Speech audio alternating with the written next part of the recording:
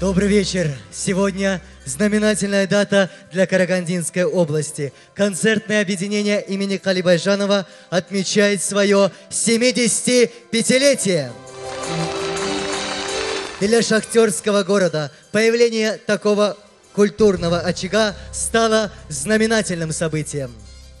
Арқаның әнінен, жеріміздің әуенінен наралып өскен дарынды жерлестеріміз өткен ғасырдың 30-шы жылдары өнер ұжымын құрып, көпшіліктің көңілінен шықты. И земля Карагандинская по праву может считаться первопроходцем не только в индустриализации страны, но и одним из первых Казахской ССР, где была создана филармония.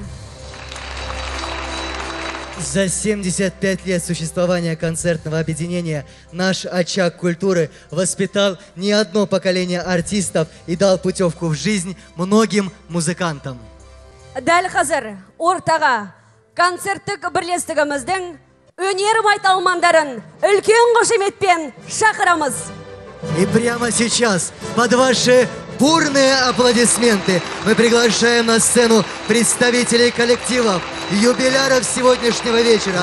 Встречайте наших героев торжества, творческих работников концертного объединения имени Кали Байжанова.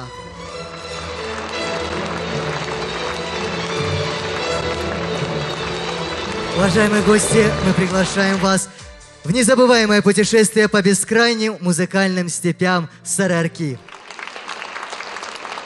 Өткен ғасырдың 80-ші жылдары филармониямызда екі бірдей оркестр құрылды. Ұлттық аспаптар және симфониялық. Без этих оркестров сегодня невозможно представить ни одно музыкальное мероприятие в Карагандинской области и далеко за ее пределами. Мы приглашаем на сцену ветеранов нашего объединения, Зейнулу Какуевича Мирамбекова, многие годы руководившего нашей филармонией. Это история, написанная на нотном стане.